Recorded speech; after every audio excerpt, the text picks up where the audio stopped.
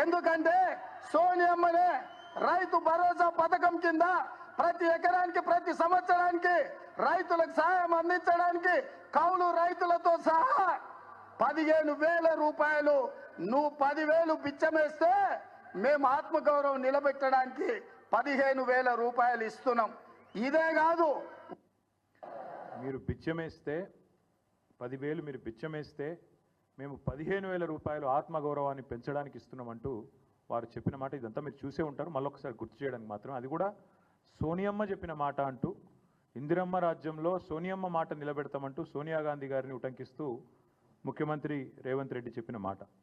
సరే, ఇక్కడ ఈ స్థాయి నాయకులు చెప్తే నమ్ముతలేరేమో అని చెప్పి వరంగల్లో రైతు డిక్లరేషన్ అని ఒక భారీ బహిరంగ సభ పెట్టి వేలాదిగా రైతులను అక్కడ తీసుకొచ్చి రాష్ట్ర వ్యాప్తంగా అక్కడ కూడా ఢిల్లీ నుంచి వచ్చిన రాహుల్ గాంధీ గారితో కూడా ఇదే మాట చెప్పించారు. దయచేసి అది కూడా ఒకసారి రాహుల్ గాంధీ గారి బయట కూడా మీరు వినాలి. हमने वरंगल डिक्लेरेशन किया और उसमें हमने तेलंगाना के किसानों से वायदे किए. मैंने कर्जा माफी की बात की, एमएसपी की बात की, 15,000 रुपए प्रति एकड़ डायरेक्ट बेनिफिट हम किसानों को देने जा रहे हैं. और रेवंत जी ने पूरा डिक्लेरेशन पढ़ा. ये सिर्फ एक डिक्लेरेशन नहीं है, ये किसानों के लिए कांग्रेस पार्टी की गारंटी है. ఇది డిక్లరేషన్ కాదు, కాంగ్రెస్ పార్టీ రైతులకు ఇచ్చే ఒక గ్యారంటీ. రేవంత్ రెడ్డి గారు కూడా మొత్తం చదివిన డిక్లరేషన్ నేను కూడా చదువుతున్నా అని చెప్పి 15,000 రూపాయలు ఖచ్చితంగా ఇస్తామని చెప్పి రాహుల్ గాంధీ గారు వరంగల్లో వేలాది మంది రైతుల సమక్షంలో తెలంగాణ రైతులకు ఇచ్చిన మాట. అందుకే ఇవాళ తెలంగాణ ప్రభుత్వం తీసుకున్న ఈ నిర్ణయం ఏదైతే ఉందో 15,000 రూపాయలు ఇస్తాం ఎకరానికి అని చెప్పి ఇవాళ 12,000కే కుదించి సంబురాలు చేయమంటున్న రేవంత్ రెడ్డి ప్రభుత్వం ఖచ్చితంగా తెలంగాణ ప్రజానికాన్ని, తెలంగాణ రైతాంగానికి తీరని ద్రోహం చేస్తున్నది, తీరని అన్యాయం చేస్తున్నది. ఇది ఈ ద్రోహాన్ని, ఈ వంచనని తెలంగాణ రైతులు ఎట్టి పరిస్థితిలో మరి క్షమించరు అనేది తప్పకుండా మా పార్టీ యొక్క ఆలోచన. అందుకే నమ్మి ఓటేసిన పాపానికి డిక్లరేషన్ల పేరిట మీరు ఇచ్చిన వాగ్దానాలు, గ్యారంటీల పేరిట మీరు చెప్పిన మాటలు పచ్చి మోసం అని చెప్పి ఇవాళ తెలంగాణ రైతన్నలందరికీ అర్థమైంది. కాంగ్రెస్ పార్టీని ఖచ్చితంగా భవిష్యత్తులో పాతరేస్తారని చెప్పి మేమైతే బలంగా అనుకుంటా ఉన్నాం. నిజంగా చెప్పాలంటే మోసం అనే పదం కాంగ్రెస్ పార్టీకి సంబంధించినంత వరకు చాలా చిన్న పదం.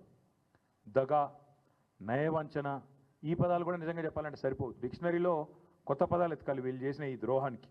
అందుకే ఇది ఒక చీకటి అధ్యాయంగా మిగిలిపోతుంది. కపట నాటకాలకు, నోరు తెరిస్తే పచ్చి అబద్ధాలకి, ఇంకొక మాటలో చెప్పాలంటే అబద్ధానికి అంగీలాగు దొడిగితే ఇగో ఈ కాంగ్రెస్ పార్టీ నాయకత్వంలాగా ఉంటుందని చెప్పి వాళ్ళ రాష్ట్ర రైతాంగాన్ని మొత్తానికి కూడా అర్థమైంది. కేసీఆర్ గారి పరిపాలనలో 10 ఏళ్లలో ఆనాడు రుణమాఫీకి, అదేవిధంగా రైతు బంధు పథకానికి, రెండింటికి మాత్రమే నేను చెప్పేది, మిగతాయి చెప్పని కూడా చెప్పట్లేదు.